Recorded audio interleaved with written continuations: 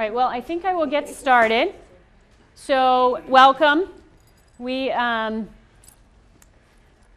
putting together a kind of a training session for anybody that wanted to attend, parents.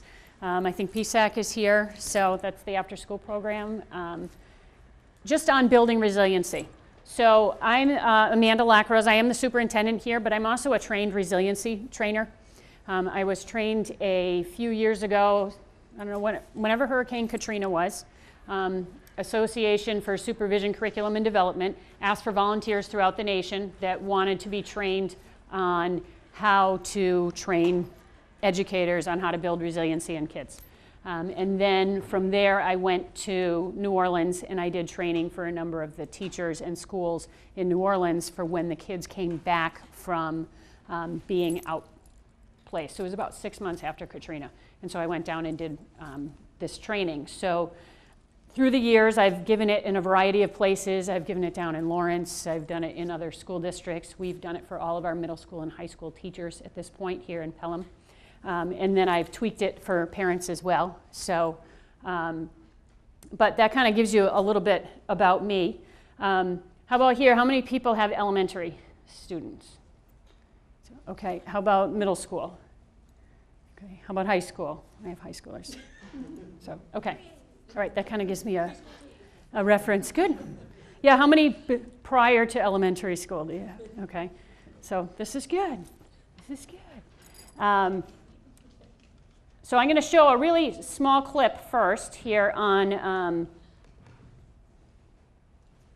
resiliency, and then we're going to talk a little bit more about resiliency. Let's make sure I play.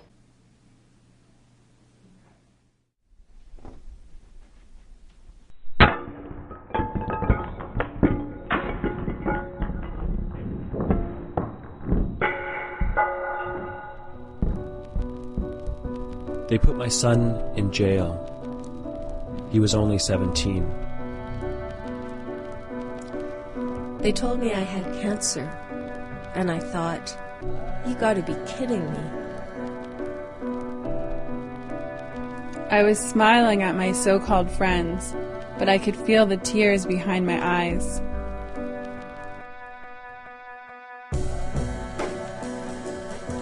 There's no real end to it, but time goes by. I came to realize it's all a process.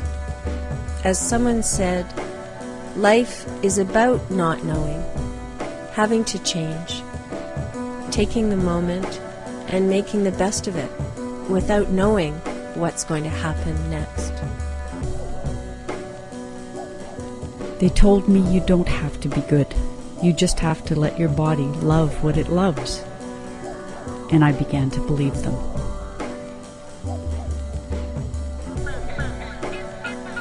I just kept going, and one day I was back.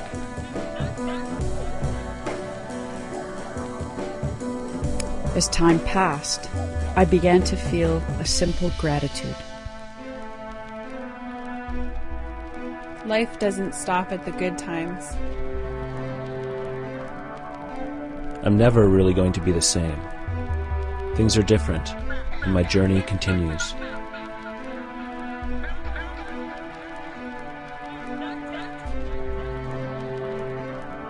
Now I look at things with new eyes and dream of camera shots instead of needle shots.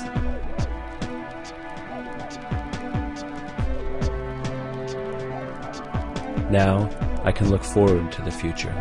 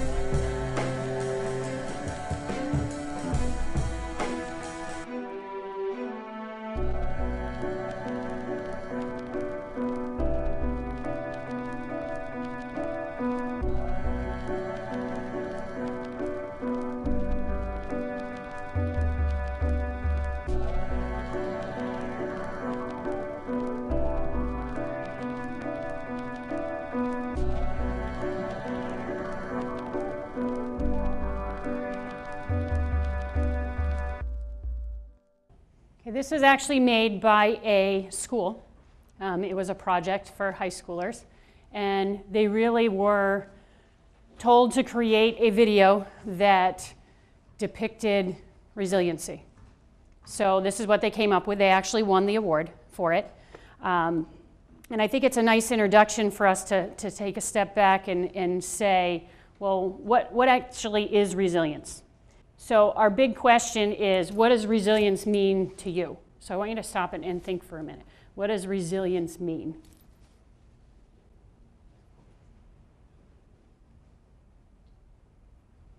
So what does resilience mean to anybody here in the audience? The ability to bounce back from Okay. The ability to bounce back from something. And sure, if at first your high school doesn't pass, try another 3 or 4 times. There you go, and eventually you'll get there. Yeah, yeah. There's a sense of perspective on a situation that's more like a normal situation, so making it really easy. Okay, a different perspective on a situation. So it could be the same situation, and one person looks at it one way, somebody else looks at it another way, and depending on how you look at it, the resiliency could be there. We read something called the Energy Bus here at in the Pelham School District. Our whole leadership team did it last year, and now our staff is doing it every month. I send out a new rule for the Energy Bus, and it's really about how you look at things. They might not be the best situation, but what can you find in it that's positive? So then you can build on that positive energy rather than focusing on the other. So, yeah. Okay. So really what this resiliency that I'm going to talk about today is, why do some individuals who are exposed to high-risk environments or events make it, but others do not? So for those of you that don't have teenagers, okay, you've all been a teenager at one time. And I think we can all admit that we were exposed to high-risk events when we were teenagers, right? So as parents or as educators, then we're helping kids through this time, and we're preparing them to become adolescents, and it even happens when they're younger, and it happens when they're older as well, but it definitely happens in adolescence. What can we do to help them be resilient throughout that process? Because there will be some high-risk events to them. And from our perspective, it might not seem like a major deal, but to an adolescent, it's huge, okay? And it could be something as simple as, you know, they spilled something on their pants on the bus on the way to school, and that is a very high-risk event for a young lady if she was all set on what she was wearing today. So, you know, those kinds of things. So those little things can throw somebody completely, or they can have resilience. So I'll give you a little bit about me, and I'll try not to get too much into my piece, but this is a big passion for me about creating resilience in anybody, whether it's adults, whether it's teenagers, whether it's kids. My mom was a Head Start teacher for 32 years. Head Start is a preschool program specifically for children in poverty or have specific needs. So the majority of the students and the families all were dealing with high-risk environments or events on a regular basis. So, you know, the way I was raised was very similar to a lot of these things. And when I went through this training, I thought, well, of course. But then I realized that I was fortunate enough to grow up in a home that did a lot of these things. And some other people were not as fortunate. However, what you'll find today is there are things that we can do that if we don't have a home like that, we can create that. Or if somebody didn't grow up in a home like that and now they're in a situation where we're the educators, we can provide that environment at school, or we can provide that environment in our community organization. So that's what we're going to talk about today. What are some of those things that you can do? And it's not anything additional that you need to do, it's just doing it differently. So, and some of what you're going to hear today, you're going to say, oh, I do that. And then what you're going to do is you're going to get some affirmation that, hey, I'm doing the right thing here. And there are some things you might say, wow, I never even thought of that. So try it. And either it's going to work for you or it's not going to work for you. It's not that anybody's doing anything wrong. I know sometimes when I sit in or I read magazines or articles about, oh, do this as a parent or do this as an educator, I think, oh, I'm the worst. How could I have not known that? How come I didn't know how to do this? I should have done this. I should have been doing this forever. Nobody is perfect, and I'm clearly not, and I don't think anybody in here is. These are just strategies for you to try out and see if they'll work for you. So, first thing is, resiliency is the innate, self-righting, and transcending ability within all youth, adults, organizations, and communities to spring back, rebound, and successfully adapt in the face of adversity. So it's kind of like a rubber band. So they get stretched because there's major stress in life, and then they can bounce back. And then they get stretched again, and then they bounce back. And they get stretched again, and then they get bounced back. We all know people that get stretched and stretched and stretched and stretched, and they can't bounce back. So as a parent, do you want your kids to bounce back, or do you want them to break, like that rubber band just broke? So if we want them to bounce back, then we need to teach them how to be resilient. And you'll notice it says it's an innate self-righting and transcending ability. We are all born with the ability to be resilient. It's just whether it's developed or not, okay? So, and that's one of the things to keep in mind. Resiliency is the ability to develop social and academic competence despite exposure to high-risk environments, severe stress, or simply the stress of today's world. So spilling something on your pants as a 6th grade girl is stress of the day's events. But when you heard on the video, there was a 17-year-old that's now sitting in jail. There's somebody else who was diagnosed with cancer. We have a lot of stressors out there on our children that we don't necessarily put in front of them, but life puts in front of them. So what can we do to help them with that? How do we know that this is what people can do? I'm going to share with you a little bit of research after we go over a couple things real quickly. I'll tell you some things that resiliency is not. Resiliency is not only for youth. This can be for adults. It can be for the aged. It's for everybody. It is not only for individuals from high-risk environments. I need to be resilient, and I don't live in a high-risk environment. I didn't grow up in a high-risk environment. I was very fortunate not to, but I still need resilience on a daily basis. It's not a program or a curriculum. We are doing some things in the Pelham School District, and I will talk a little bit about some of those that we are doing in the district starting this year to help build resiliency in our students, and I'll share with you a little bit why we've decided to do that. It is not a monetary investment. It does not cost a penny to do this. And that's always the best. So, and the dividends on teaching resiliency in anybody far outweighs any monetary investment you would put into anything anyway, and then it doesn't even cost anything. It is not an additional investment of your time either. It's just a different way to do something. It actually may save you time, to be honest with you. It is not remediation. We're not going back. So in the education world, that's where we'll teach something. Somebody doesn't get it. We need to go back, and we need to reteach, and we need to teach a different way. That's what remediation is. It's not that. So we don't have to go backwards. We just go from where we are, and we move forward. And it is not only for prevention or intervention. It's just for life. We want to do this because everybody experiences this. This is something that we all have to do. And it's not anything new. As I say, I'm 46 years old, and I grew up in a house that did this just because that happened to be her innate ability, and probably because she was a Head Start teacher for so long. So it's not anything new. It's something that we've been doing, and like I said, you're going to hear some of these things and be like, oh, my parents did that, or oh, I do that, or you know, my grandparents did that, or something like that. It's not all that new, but I think sometimes we don't realize that what we're doing is developing resiliency in our children or in our students. And the more intentional we are about it, the more focused we can be and then really watch it grow and help foster it. But if we don't know it's there, it's just kind of, oh, maybe sometimes we do this and sometimes we don't. So the major messages from resiliency research: most youth make it. The majority of youth make it. It's not that they don't. All individuals have an innate resilience.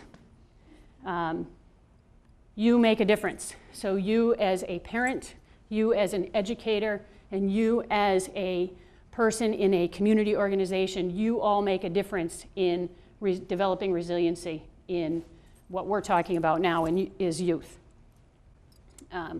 It's how you do what you do that counts. And that's where it comes in. It's not any additional time. It doesn't cost any money. It's how you do something rather than doing something different and additional than what you're already doing. And to help others, you need to help yourself as well. So you actually have to develop some resiliency skills in order to be successful. So let's think about this. We've got a newborn in our house, and the newborn is crying and crying and crying. And if we didn't have any resiliency, we would end up not being able to bounce back and take care of the child. We may turn into those people that end up shaking the child. Okay, so we all have the ability to have the resilience. We have to recognize it in ourselves that we have it. We need to develop it so that we can help other people. We can't help that infant if we're so stressed out because they're screaming, right? And then you move to toddler age and mommy, mommy, mommy, mommy, mommy, mommy, mommy, mommy, mommy, mommy. If I let that get me all keyed up, I can't help this toddler learn that that's not the best way to communicate and to get across what you need and how you get the things that matter to you if you're constantly mommy, mommy, mommy, mommy. I used to have teenagers and sometimes I still get that, so I can say that. But we need to help ourselves first to be resilient so that then we can help other people. So those are kind of some easy ways to describe that. If we get all wound up about a situation with our teenager and we're so agitated about the situation, we don't have the ability to help them process through that so that then they can learn the skills they need to go through that. So that's really what that's talking about. And it starts with what you believe. So do you believe you have resilience, and do you believe that every person can have resiliency? Then you can then start to develop it. So, and I'll tell you the reason we know this is there was a study done, and this was done back in the 50s. They started with, in 1955, they started with a birth cohort, okay? And they identified a third of those students were high risk. And the reason they labeled them as high risk is they came from poverty, there was parental discord, there was parental psychopathology, in other words, they had some kind of mental health issues, or they had perinatal stress. So all four of those factors were major risk factors, and they are major risk factors for anybody. That does not mean that somebody that has any of those risk factors cannot be successful, and that's what this study showed. So they started following this group back in 1955. By the age of 18, out of those students, they kept the students that were not high risk. They were successful.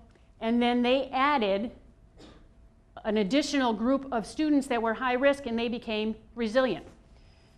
We still had a portion of those high risk students by the age of 18 that still were high risk because they were doing things like delinquency or mental health problems or pregnancy. Okay? So, but you'll notice we started to close the gap. Well, if people didn't have the innate ability to be resilient, then whatever they were born with is what they would have been stuck with. Okay? And if it couldn't be developed, then you can't develop it, and we would still have the same pie chart at the end of age 18 that we had in 1955, and we didn't. And then by the time they were age 32 and then they checked them again at age 41, you will notice that the number of people that were originally identified as high risk in 1955 is extremely small because all the rest were successful in relationships and marriage, successful in work, successful in parenthood. So they became successful. So what this research is saying is that everybody can be resilient, it can be developed, and that there is hope and we can do something about it. So with that, we're going to talk a little bit about what did that research tell us so that then we can take something home or we can take something back to our job and say, hey, I can do something here. I know you're kind of seeing this little Chinese character on all the little slides, and everybody asks that, and it's about how you think of a situation that kind of helps you be resilient sometime. And you had mentioned that right in the beginning. It's how you perceive a situation and how you look at a situation. Well, this is the Chinese character for crisis. And it is actually a composition of danger and opportunity.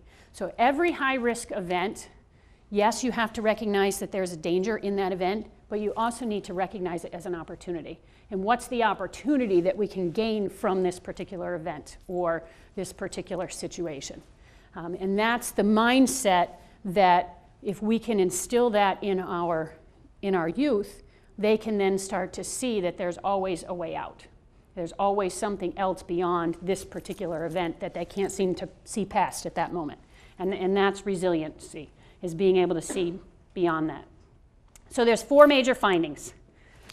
Finding number 1 is risk does not equal outcome. As you noticed, the number of youth that when they were born in 1955 did not equal where they were by the time they were 31 and 42. Behavior does not equal capacity. So resilience is a capacity all youth have, and they can learn it. Finding number 2 is personal strengths. There are certain personal strengths that are associated with healthy development and successful learning. We will talk about some of those strengths so that you can recognize some of those in yourself, and you can recognize some of those in your children that you have at home or that you work with. And when we develop those strengths and then we help them develop ones that they don't have, that's how we begin to build resiliency. Finding number 3, protective factors. There are certain characteristics of families, schools, and community organizations that are associated with the development of personal strengths and then in turn help build resiliency. That's where schools come in. Schools are a very significant protective factor, and we'll talk a little bit about that. The home is the most important protective factor that is out there. So, in the schools we often say we can't control what goes on in the home, but we can control what's going on in the school, so what can we do in the school to help build resiliency? You get to control what goes on in the home because you're the parent. So if they get that at home and then we do this at school, your child's going to be like the resiliency superstar. So that's the plan anyway. And finding number 4 is the belief that changing the life trajectories of children and youth from risk to resilience starts with changing the beliefs of the adults that they believe that they really can do it and that every student and every youth can be successful. We have to truly believe that in order for us to be able to then move through the process and to do it. So that's what we're going to talk a little bit about, and I know you're probably wondering, what are these things that I can do at home? Because of course, whenever I go to a training, I always want to know, well, what can I do? What can I do? What can I do? You can tell me all about the other stuff, but what can I do? So that's what we're going to focus on tonight, is what can we do? So the first one, finding number 1, capacity. Resiliency is a capacity all youth have for healthy development and successful learning. So I want you right now to think of a child, whether it's your child or it's a child you work with or a child that you know, but a child that from society's standards would probably say is not being very successful. So I just want you to think about them. Think about some characteristics that you might use to describe them. And you're not going to share these, by the way. So you can just keep them all in your head. So, and then we're going to do a little activity, and you're going to talk to somebody next to you or a group of 3, depending on how you pair up. I just want to make sure everybody has somebody to talk to when we do this. So think about those different characteristics that of that particular child, and let's see if any of them show up on this particular list. We have hyperactive, impulsive, stubborn, willful, tests limits, explosive, defiant, angry, withdrawn, aggressive, a victim. Now what I'd like you to do is I'd like you to talk to somebody next to you, and I'd like you to take these, quote, deficits and turn them into strengths. So for example, hyperactive. I can tell you that on this list there are 1, 2, 3, 4, 5, 6, 7, 8, 9 of those on that list that at the age of 14 or 15 would have described me. And I didn't grow up in a home that didn't have resiliency, okay? So there were at times where people would have described me as one of those things. And now look where I'm standing. So let's take some of those. Hyperactive. If you're hyperactive, how could that be a positive? Energetic. Okay, do you see how you can change that to a positive? So try that with the rest of those and somebody next to you, a partner next to you, or a group of.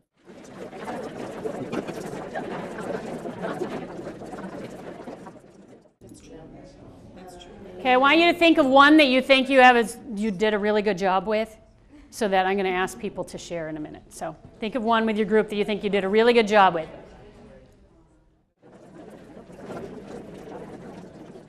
Okay, so any group want to share? No.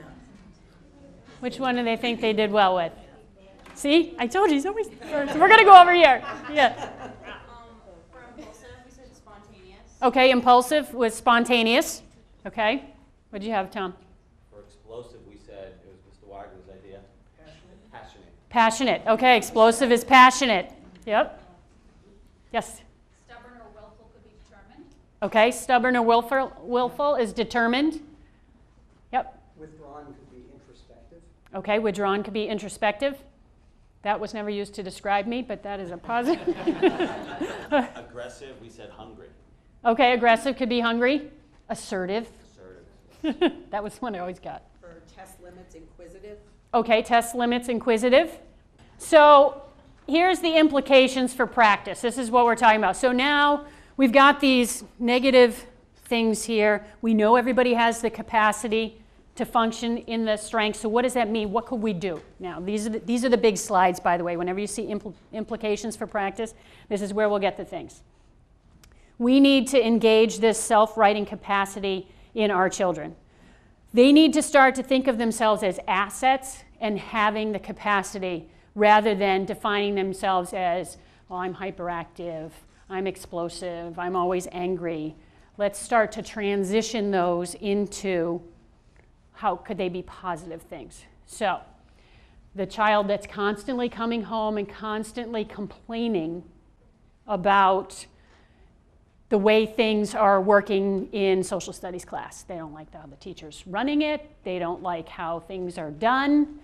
So let's take a look at that. And usually I would have a conversation, because I have one of these kids, by the way. Well, how would you do it differently?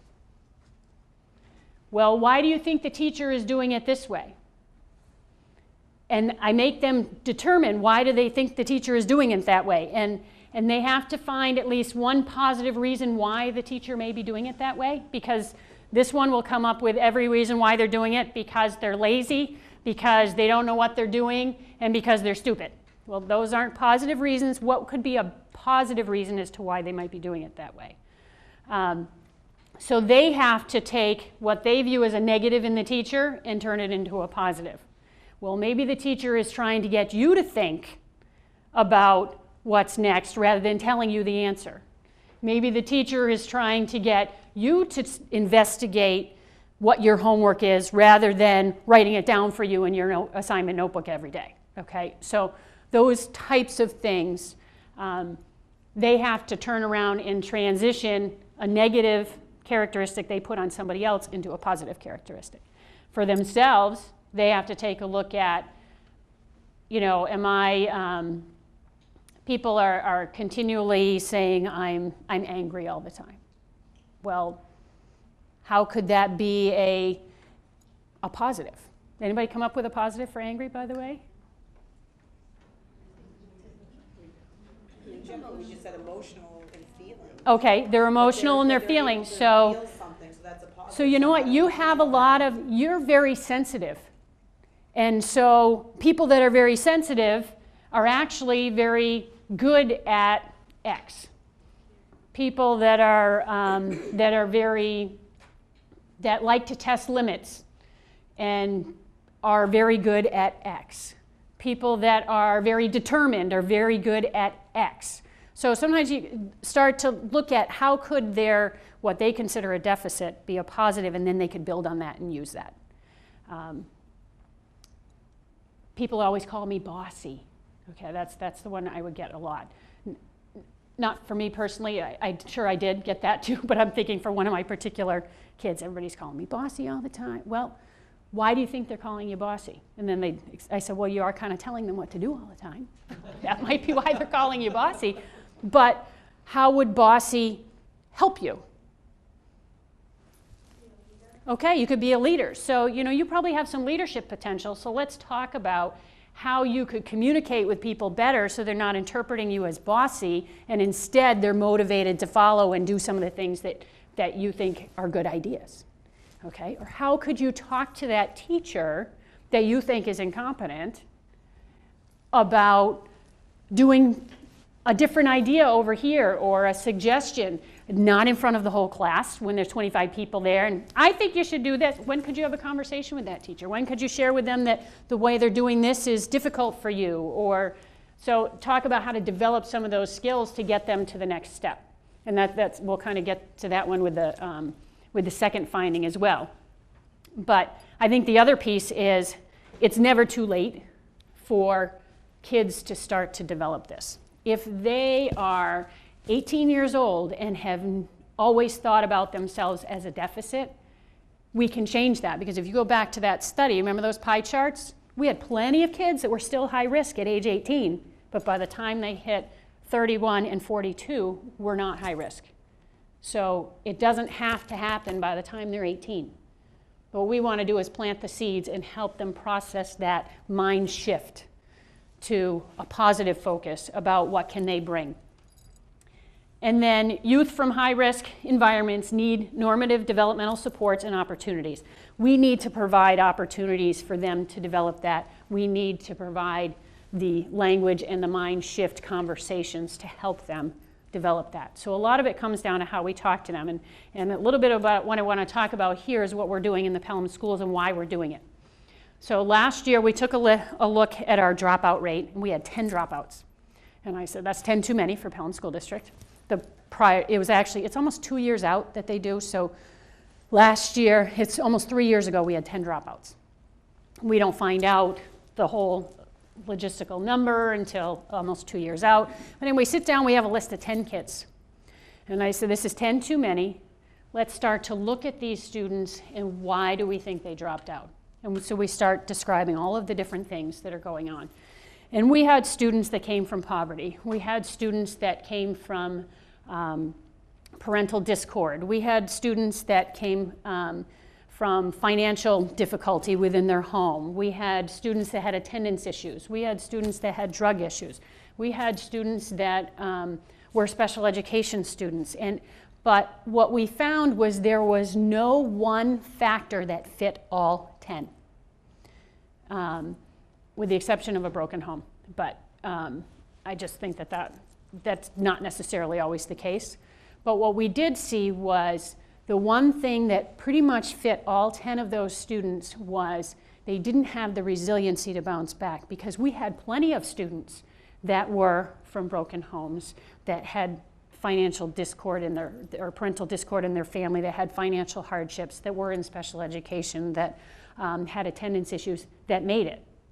So what was the difference is that some of them were able to be resilient and bounce back from that, and others weren't. So we decided as a district that we needed to start to focus on resiliency and developing resiliency in our students so that when they hit those difficult times, they could bounce back and still be successful.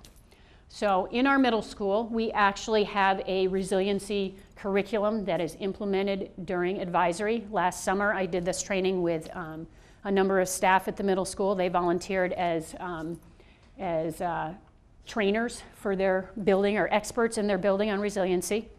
And then they spent the summer designing lessons. For anybody that has a middle schooler, they watch Soul Surfer. Has anybody seen the movie Soul Surfer? And that's how they kicked off resiliency. This is the young lady who was a surfer, and she ended up getting, I think, her arm taken off by a shark. And she bounces back, and she comes back, and she is successful. It doesn't matter if she's successful in surfing or successful in whatever. She takes that and turns it into a positive. So, and really that's all we're showing them, is that this can happen, and that's a true story. It's not like, it's some made up Disney story that they came up with. This is true. And then we have lessons that are done on a regular basis. They did a whole month of resiliency to kind of teach them some different things. And in our next implication, I'll show you some of the things that we do and talk you through that, because you can do some of the same things at home. And then we provide scenarios throughout the entire school year where we have X scenario, how are we going to handle this? How are we going to process this? And the students are required to take a example of a teenager. A teenager experienced X. What is the way that we could get to Z? Because we don't want to go back to A. A would be regressing. So we want to get from X to Z. How do we get there? And they kind of walk through and have those discussions and advisory. So we're doing a lot of that. I did provide this training, which it's a little more extensive for educators, to all of our middle school and high school teachers this year, because we're trying to develop a common language of focusing on strengths rather than on the deficits. And we have a program called Project Renew that is being piloted in the high school this year. We have a number of staff. We had, I think it's 11 staff volunteer to be Project Renew mentors.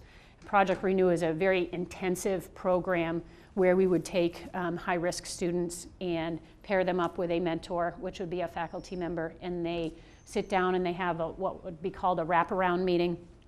And anybody that has interaction with the student, the parents, if they have a mental health counselor, if they have a probation officer, if they have any teacher that they have come to the table, and we start to map out that child's story. And then that child designs goals for themselves about where they want to be 4 years from now. And then they develop a 4-year plan to get them there. And then that mentor stays with them all the way through, and they evaluate that plan every month.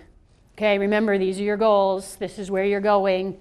How are you doing on your plan to get there? We have to change the plan constantly, because these students are the students that haven't had the skills to follow through with a lot of those goals and a lot of those plans. So we change the plan and we reassess again and we reassess again. But the message that is sent is that we are always aiming for this over here, and you have the ability to get there. So just because this roadblock came in doesn't mean we still can't get here. We just kind of go around it, and then we keep going, and we go around the next one, and we keep going.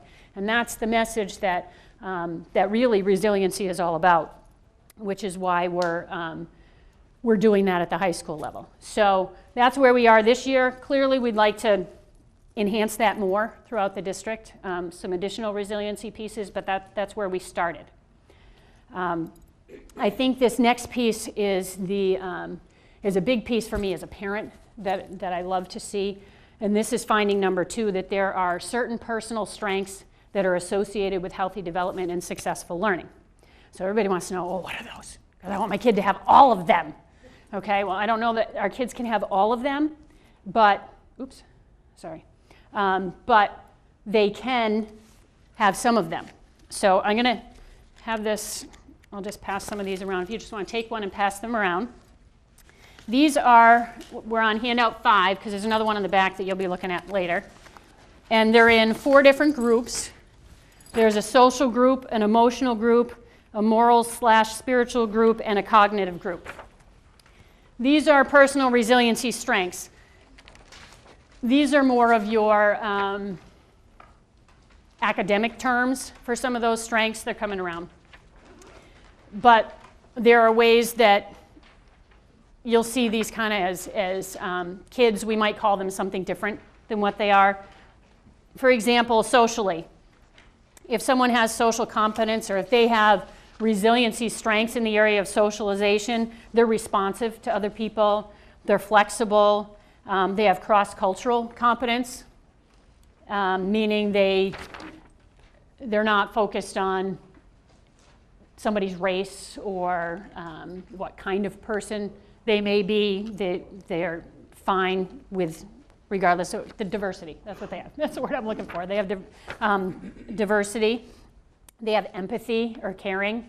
So your kid that's really sensitive about things, that seems to cry all the time because things aren't going right, they're usually your very empathetic, caring child. So rather than focus on the fact that they're crying all the time and can't keep it together, let's focus on the fact that they have empathy and they have caring for somebody. How can we use that to help them be successful later on? Or how could they contribute to a particular group or their friend group or their club that they're in because they have empathy and caring? So these are all positive things that I would love to have every single one of these things. And so if I want to better myself as a person, I would pick one that maybe I'm not so great at and try and work on that. And those are some of the things that we do. And this is, I'll go through these and then I'll tell you what one of the very first activities we do in 6th grade that they developed. Communication skills, if you're a good communicator, if you have a sense of humor. Emotionally, if you have a positive identity. So if you're constantly looking at yourself with a negative trait, then that's probably not a positive identity. But if you start looking at yourself with those traits being more positive, they'll have more of a positive identity. Self-efficacy, so that they can advocate for themselves. Initiative, that they'll start things. Mastery, self-awareness. Do I know when I'm really upset, or do I know when I'm angry? Do I really, if I evaluated this situation? Resistance, moral or spiritual, they have a special interest or hobby. They're goal-directed. They have an imagination, achievement motivation.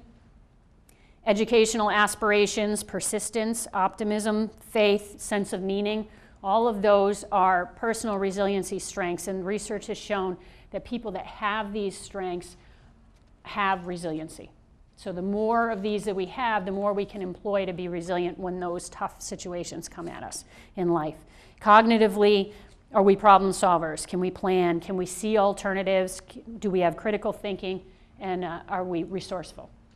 So one of the first activities we do in 6th grade is we actually have a check sheet that has a lot of these resiliency strengths, but in terms that are more appropriate, developmentally appropriate for 6th grade. And they check off all the ones that they have. And then they turn around and they circle the ones that maybe they don't have or are a little weaker, but they want to have. And then each of them in their advisory is asked to pick one of those and have that be their focus for the year. And then their goal is to develop that particular trait in themselves. And that does two things. One, clearly it helps them to develop another resiliency strength, but it also tells them you're capable of evaluating yourself, of deciding what your goal is going to be, and achieving it. Because if we didn't think you were capable of achieving it, we would have never asked you to do it. So now we've told them that they can do it, and that's actually finding number 3. So we'll get there too. So those are all kinds of ways that we can do it. A lot of those activities that I was talking about, they'll read a story, somebody will have a problem, and then they have to figure out how they get to the next step, or the entire Project Renew situation is we had a problem right here. We've got a 16-year-old that has 0 credits and she needs 26 to graduate. How are we going to get there? That's a major problem, okay? So what is the problem solving that we're going to do? What's our goal? How are we going to get there? What alternatives do we have to get there? What different creative ways could we get there? And what's the planning that we need in place? Those are the kinds of processes that we run through with those scenarios in advisory, and about every month they have a different scenario that they bring up in advisory and they process. So, and this is where I see as a parent of teenage girls, I have a 15-year-old and I have a 20-year-old. And you know, it's interesting, I should probably share a piece of the conversation I just had a half an hour before I started this training with the 20-year-old. When we get to this personal strengths piece and how we have these conversations and how we develop them. So the implications for practice is, one, we want to focus on the whole child. We don't want to say, oh, you're great socially, but you don't have anything in emotional, moral, spiritual, cognitive. We try to focus on the whole child and try to develop something in every area so that they can use it and then build from there. Oh, I'm sorry, I missed that. We provide a language of strengths, so we start talking about their strengths rather than their deficits. So if somebody is the crier, they have a lot of empathy, they have a lot of caring. We may talk about, rather than focusing on the fact that they forgot to bring their homework again, home again, we're going to focus on the planning and the problem solving to make sure it doesn't happen again. So that's what we focus on instead of the deficit of what the problem is. Because here we're going to get a solution. Here we're just going to beat them down and keep talking about the negative, and then they feel like there's no way out and they can't do anything about it. Where if we talk about how we're going to prevent it from happening again, now there's hope at the end of the tunnel. And that's what we're trying to get to. And that's the language of strengths. We, in turn, need to model those strengths, and we need to mirror them back. So when we ourselves run into a situation that's difficult, we need to have those conversations about, well, here's what I did. I wanted to do X, but that didn't work out, so now I have to do Y, and this is how I'm going to accomplish it. And to have those conversations instead of hide the bad stuff all the time. We don't have to always tell, the young kids all the details of everything, because sometimes it's not developmentally appropriate for them to know some of it. But for them to know that we as parents, or we as educators, we as adults have struggles is very appropriate. Because if they think everything's hunky-dory for us, then they're going to expect that in their own life, and then when it isn't, they're not going to know what to do.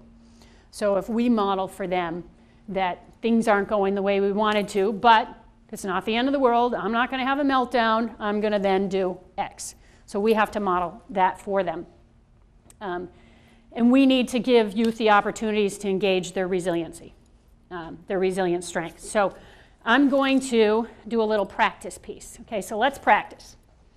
Your kid comes home with a failing grade on the progress report for mathematics. So here's the resiliency conversation. What do we want by the time the report card comes? A better grade. Okay, so we want a better grade than what we have right now. Well, why do we think we have an F on the report card? And then they start listing off. Well, the teacher's a jerk, they don't like me, okay? We don't grade based on whether we like people or not. So let's look at the things right in Power School. Well, look at all of these zeros in homework. Oh, so we haven't done our homework. What else might have precipitated that? Well, we didn't study for the tests. Okay, so our goal, we're not going to focus on all that. Our goal is to have a better grade by report cards time. What do you need to do differently to get a better grade? That's the focus of the conversation. Focus of the conversation isn't about all the homework you missed, and how come you didn't do this page, and how come you didn't do that page, and how come you have 5 zeros here, and I watched you do that homework, how come you didn't turn that in? Our goal is to get over here. How are we going to get there? 1, I'm going to do my homework. 2, I'm going to put it in the folder that says return to school. 3, when I get into math, I'm going to bring that folder with me, and I'm going to take it out and put it into the bin. 4, on test nights, I'm going to tell you I have a test, and we're going to sit down and I'm going to study with you. Those kinds of, that's a plan. So not only have we given them a light at the end of the tunnel, said we trust the fact that you're able to get there. 2, you have the ability to plan, to come up with ideas, be creative, find alternatives to get yourself out of the situation. And that's what builds resiliency, because then they can see that any situation I ever get into, I'm not stuck there. I have the ability to move forward. And that's what resiliency is not that I have to be stuck with the scenario that I'm in. I can always improve it. And it's just a matter of figuring out how to get there. And sometimes it won't work, and report card time comes along, and it's still an F. Well, let's evaluate. What did we do? What was right about what we just did? What do we need to do differently? Maybe we need to study for 2 nights before the tests. Maybe we need to, get a different folder system because we're losing the papers before they ever come home. Maybe we need to go online every night and check the teacher's webpage to make sure that we line up the homework with what's listed there. Those kinds of things. So we're always looking at what's next rather than focusing on what necessarily went wrong back here. And you have to look back to create your plan, but you don't have to look back to dredge it all up and it just turns into a big mud pile and it's a mess and we really haven't gone anywhere. And I know I've been there as a parent. I've wallowed around in the mud and then I'm done. I feel worse, they feel worse, and we've accomplished nothing. So, and I've done it plenty of times, trust me. So I'll share with you the conversation I just had with the 20-year-old that when she took Biology 115 as a sophomore as a freshman at University of Alabama, and she didn't take 117, which was the lab that went with it, because, well, I'm not going to go into that major. Well, what if you change your mind? I don't want 2 labs, blah, blah, blah. Okay, fine. Well, guess who changed their major and now needs the bio lab? So she's sitting in bio lab the semester after she already took bio, and she's calling me as we get here. Oh, I'm so mad. I said, why are you mad? She's like, I'm mad at myself. I said, why? Well, I have a test in this bio lab class, and half the test is the stuff I learned last semester, and everybody else is sitting in bio class, so it's going to be easy for them. I had to go back and restudy everything. And I said, so this would not be a time to say I told you so? No, I'm already mad at myself. Well, so what are we going to do? Mom, I already have it all set, all my classes for next semester. I'm taking the labs with the science. Okay, we're good. Done. So, but because we've talked like that forever about, well, this didn't work right, so what are we going to do differently? And I didn't even have the whole question out of my mouth. Well, so how are we going to make sure this doesn't, Mom, I already have it all set. I have my classes for next semester, and I'm already taking the lab with the class. Okay. So they develop it once it becomes a pattern. If we're talking about situations in this manner at school, and you're talking about them at home, and you guys are talking about them that way at the after-school program, they're going to develop this line of thinking, and they're going to become resilient. And that's our goal. So you can see this isn't anything new. We're not adding anything. We're just changing or reframing the way that we're talking. So why don't you try it? Your child comes home with a detention for shoving a friend on the playground. So talk with your partner about how could you process that.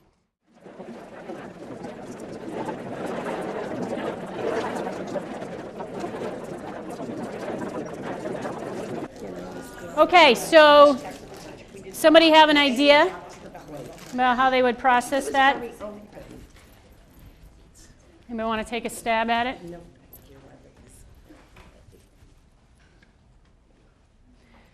Okay, I got an idea. We call the school and scream and holler at the principal because they gave them detention. I had to throw that in there. That's not teaching our kids resiliency, even if you might be right.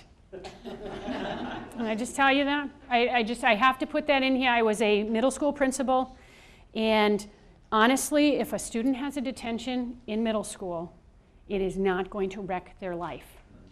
But Mom and Dad running in and taking it away and getting rid of it is going to send the message that you are not capable of solving your problems yourself and being held accountable for whatever it is that you're doing, or having a conversation and advocating for yourself. You're saying you don't trust them enough to be able to do that, and that doesn't help them build resiliency. So anybody got a better idea than calling and screaming and hollering? Go ahead. In our group, it was brought up that this wasn't a hypothetical. This happened, and what was said was, hey, that was great that you stuck up for your friend, and I think that's a positive. And then, as the group discussed, what could you do next time without shoving? And this is really hard stuff, but it is. It is, but that's the exact conversation that you would want to have. What can you find out of there that was positive, if there was anything? If there wasn't, you don't want to make something up. Okay, I agree with that. But in that particular situation, maybe shoved because he was picking on somebody else. Okay, so I'm proud of you for sticking up for your friend, because that's admirable. That's something that we should do. However, what could we do next time to stick up for our friend that wouldn't result in a detention or wouldn't result in touching somebody else? Because touching somebody else is actually, when you get older, will be illegal. So any unwanted touching is technically simple assault in any way that you want to define it. It is. So for them to learn that is good. It's not a bad thing for them to learn something. You know, something I tell my kids all the time, especially since they're teenagers. Now, I do have a 20-year-old now, so technically she just last month. But you are going to make mistakes. It's my job as a parent to help you not make the same mistake again, and to help prevent you from making a life-changing mistake. But this is how we learn. This is how we learn to develop the resiliency. This is how we learn what works and what doesn't work, is by making mistakes. Nothing in life goes perfectly all the time. Look at, I think of that poster that was all over schools for a while. Like Michael Jordan, he got cut from his basketball team when he was in high school. Well, what if he had no resilience? And he said, oh, forget it, I stink at basketball and I can't do anything about it. No, instead he said, well, what do I need to do to make that team? And then he went out and focused on that and had a plan, came up with an alternative, used his resources, and then look what happened. Okay, you look at the inventors out there. They talk about Thomas Edison and how many times he failed at creating the light bulb. Well, if he didn't have any resiliency to keep going, we would have never had a light bulb at the time that we had it. Eventually somebody probably else would have invented it, but it wouldn't have been at that point, and our entire society's trajectory probably would have been different because it would have been a different time. So, when we look at things like that, that's what resiliency is to keep going even though we've had a failure. But we learn from all of those failures along the way, because otherwise they're not, if we don't learn from them, we won't move on. And that's part of the resiliency piece.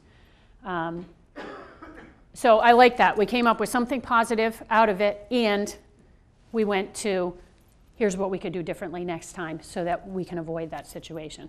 When I was a principal in a middle school, I would get that all the time. Well, he hit me first, so I just hit him back. Okay, well, what can we do next time so that you don't get in trouble when somebody hits you? What are your alternatives of things that you could do? You could walk away, you could call for help, you could block it, but you can't haul off and hit back. There's a difference. So, if you've tried all of those different things, okay, that's different. But until you've tried all those things and they didn't work, don't tell me that you couldn't have done them, because you could have. So really, I think the biggest thing about this one is our words matter, and the language we use to shape the way we think.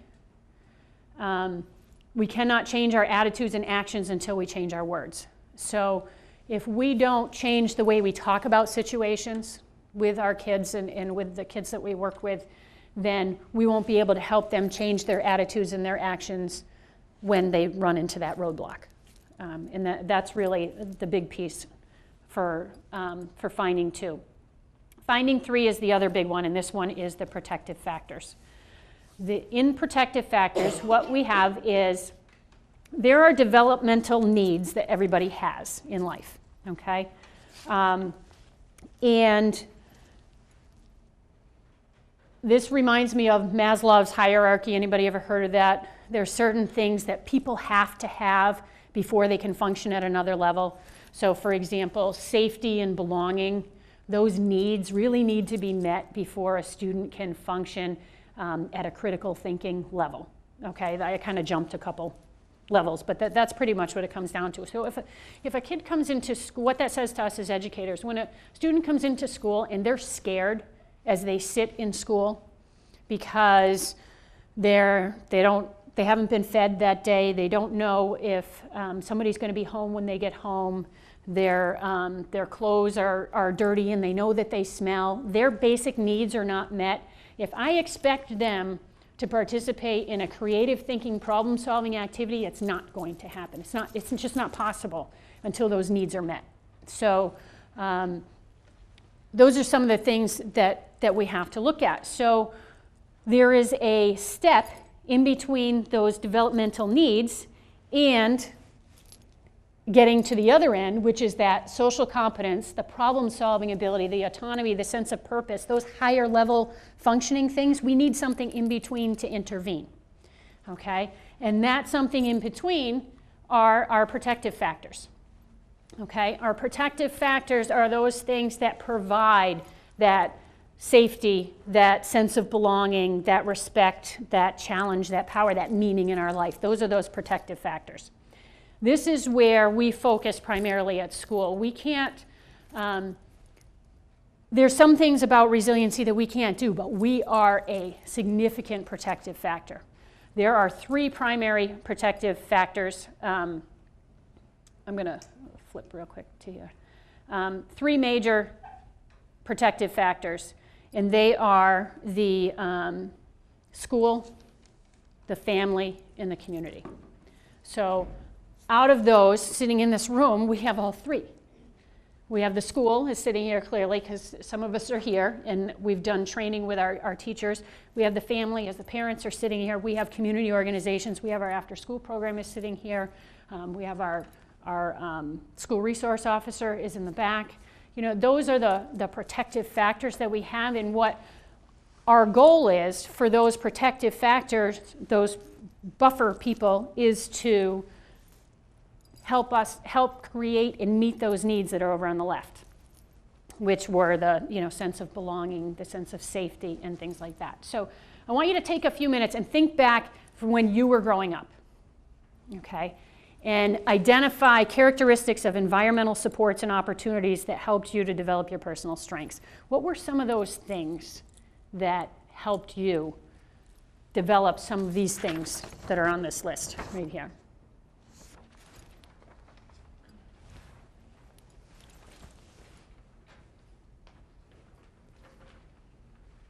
Where did you learn some of that stuff?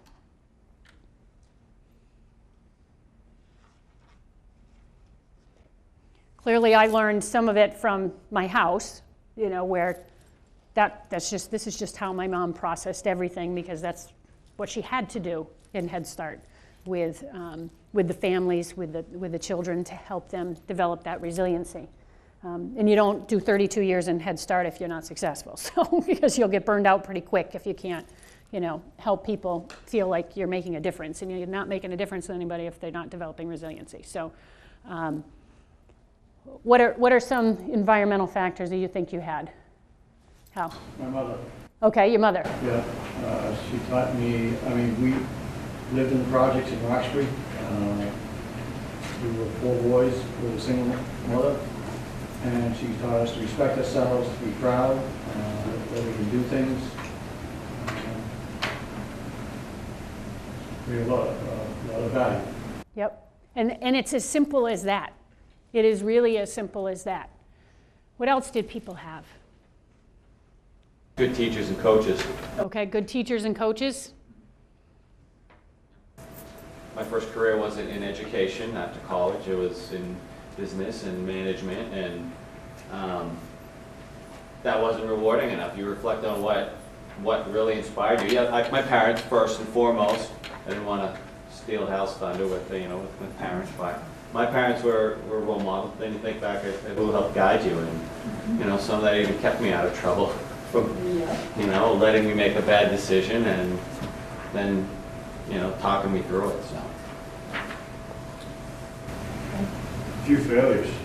I failed a few times and realized nobody's going to do this for me. Well, if I don't pick myself up and do it, and this could be anything I was doing. A few failed friendships, failed business ventures, failed. Yep. So.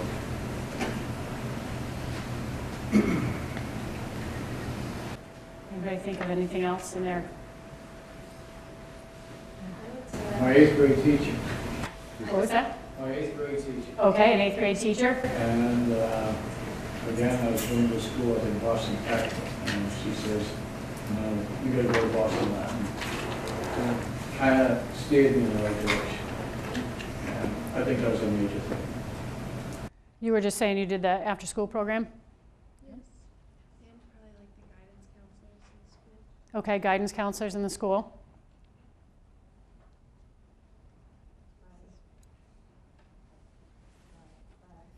What's that?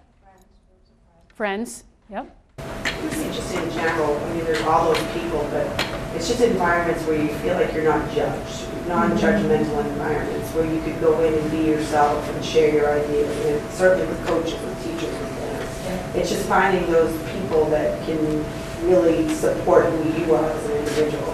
I think some of us are very lucky to have the parents that we have, and we can grow from that. And some aren't, and they can find that in other places, but creating that environment where a child can feel comfortable coming to you with their problems, and they can discuss that with them, like you were talking about. So just those non-judgment. Right. The Girl Scouts, Boy Scouts, youth groups, a lot of those, or in drama club, band, sports, we said, all of those places are places that can provide protective factors, and other than just the home. And if a child has the home and they have the school and they have those others, that's why I said we're going to have resiliency superstars if we have that. So that's our goal, but we can still develop resiliency in somebody that may not have one of those areas. And so, we'll talk a little bit about those protective factors. What are those things that we need to have in those protective factors in order to develop resiliency? Because we can have a school that won't develop a single kid with resiliency if they don't have these things. If they don't have caring relationships, if they don't have high expectations, and if they don't encourage participation or contribution from the people that are in it. So, and these things are important, and we're going to talk about these three things, and then that's pretty much the bulk of tonight. So we'll probably have another 10, 15 minutes. And really the primary areas that we find these are in the home, the school, or the community. So it's usually in those environments that people are able to do those three major conditions that you need to have to establish that culture that will allow a student to develop resiliency. So let's talk about the first one. So caring relationships. How do we develop caring relationships in any of those environments? One, being there. If we're there, whether we're physically there or we're there when they need them. It can be on the phone. It can be in a variety of ways. I mentioned I have a 20-year-old at the University of Alabama, but she probably calls me 4 or 5 times a week.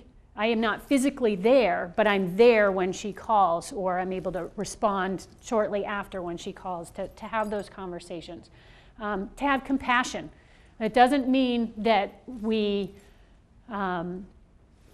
necessarily agree, but we have compassion. They're feeling devastated because they spilled something on their pants before they got off the bus and had to go in to school. And, oh, don't worry about it. It's not that big of a deal. Get over it. Well, guess what? It's a really big deal to a 6th grade girl. When she's going into middle school, it is a big deal. You need to have some compassion to recognize that, that is a big deal for her. If we just get wrapped up in the fact that it's a big deal and don't move anywhere, we're not helping to develop resiliency. We're going to have some compassion for people and the things that they're going for. Listen, in that we listen to what they have to say. It doesn't mean that they're right necessarily when they're telling us, but the fact that we're willing to listen to what they have to say helps with the caring relationships, believing them. There is a statistic out there about children that have been sexually abused, and over 80% of those that were listened to and believed when they first went in and reported were able to move forward and be successful and get past the trauma of it.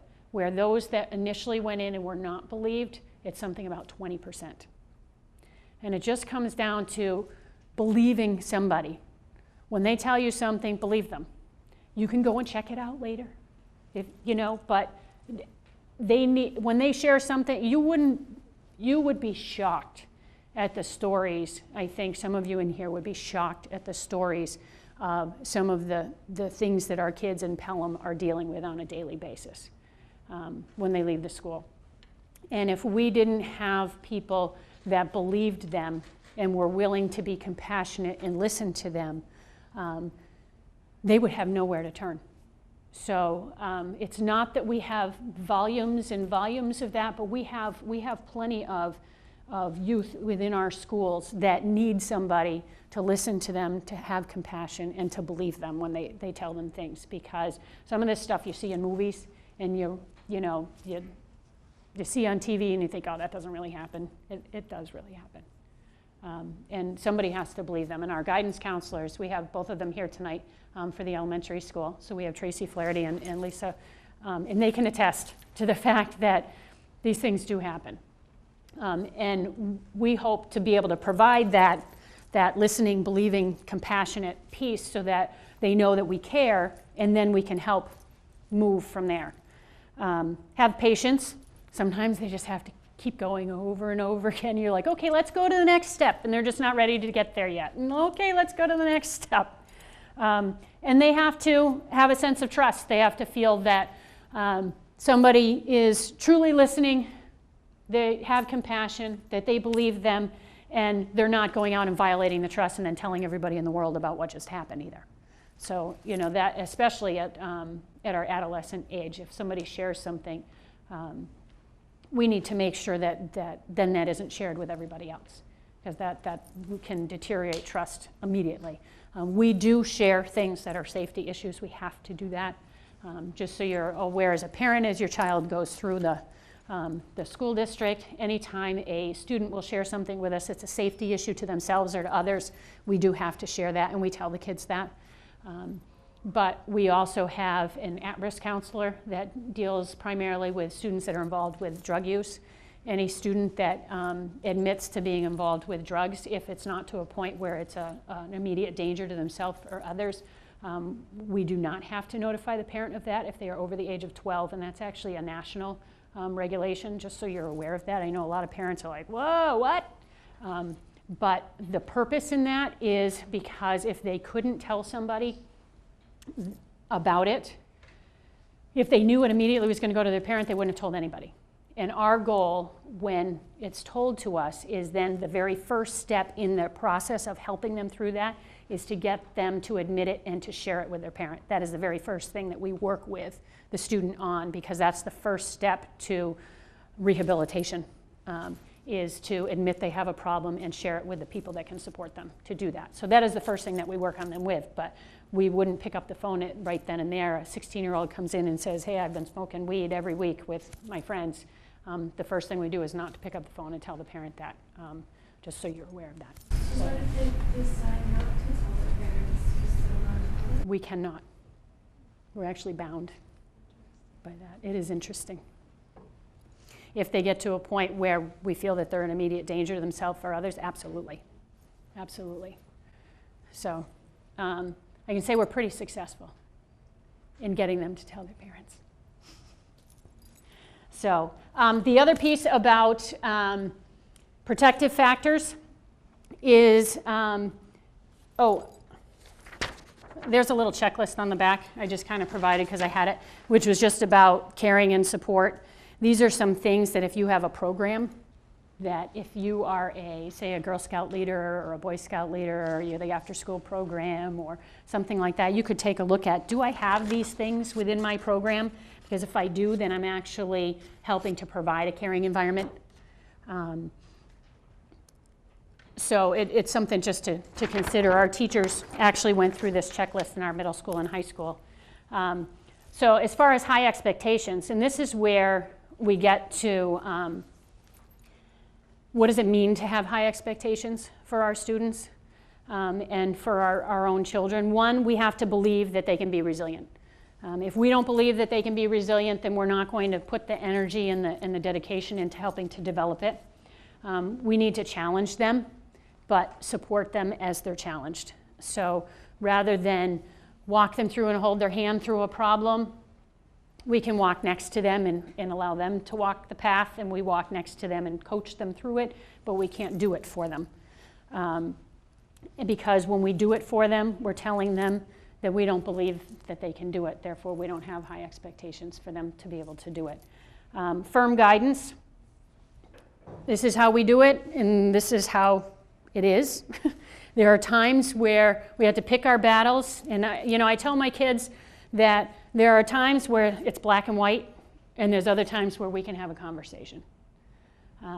But there are certain things you want to pick your non-negotiables, and the non-negotiables are your non-negotiables in your house, and that's just the way it is. If you have 25 non-negotiables, you have too many, okay? But if you have 4 or 5 non-negotiables in your house, and that's what they are, and that is a firm guidance. We will not in this house do X, Y, and Z. This is unacceptable. These other areas we're going to have conversations about. I have opinions about these. Here's what I think you should do. And as a child gets older, you have more of those conversation areas than you do when they're younger. So That's kind of that firm guidance piece. We have rituals. Some people go to church, and you have to go to church every Sunday, and that's a ritual. Or there's things every Thanksgiving we go to Grandma's house whether you want to go or not. And this is what's expected at our house. So for a child to go through life and not ever have a black and white that they have to do, then they will never have a black and white as an adult that they will think they have to do either. So if they have a job and you have to be to work at 9 a.m., but they never had a black and white non-negotiable at home, guess what? That 9 a.m. is negotiable to them. And then when they're fired because they don't get to work on time continually over and over again, they can't understand why. Well, I was there by 9:05. Well, guess what? 9:05 is not when it started. It started at 9, and you needed to be there at 9. So there's some things in life that are not negotiable, so we need to make sure we have some in our house, and the kids understand that, and we have these expectations. You have to meet them. That's really what that's saying. And the other one is they're strength-focused. So let's focus on what they're good at and develop those and build on those. And sometimes it's just a matter of reframing of how we talk about different things. So are we talking about a strength, or are we talking about a deficit as far as the expectations? And that's for teachers. And then the last piece in a protective factor is participation or contribution. Do they have a safe place to contribute or to participate? So if in education we talk about if the child is sitting in class and they have an idea and they go to share that and everybody starts making fun of them, that is not a safe place to contribute. And that can happen. Somebody that struggles with classroom management as a teacher, that kind of culture can develop in a classroom. And as administrators, we recognize that immediately, and then we're in there to help support that individual. Usually you'll see that more with newer teachers because they haven't developed all the procedures and the classroom management practices, and it's a process to be a master teacher. But we need to create those safe places so the kids feel that they can participate and they can share without somebody making fun. That in phys ed class, and somebody's not very good at basketball, and so everybody's going to make fun of them. That doesn't happen in our phys ed class here. Our phys ed teacher is extremely good at creating a culture of acceptance and support, rather than a culture of here's the top athlete and everybody else doesn't measure up. That's not what we create, so it's a matter of creating that culture. We can do that in our house. If every time somebody opens their mouth at the dinner table and all the brothers and sisters pick on them every time they open their mouth, that's not a safe place to share, so then that child turns around and learns to be quiet and then doesn't share at the dinner table. And then that's not a safe place for them, and now they don't have that safe, caring relationship to help them be able to function on the other end and really think in those higher levels. It makes sense? In schools, we talk about inclusion. We include them in different things.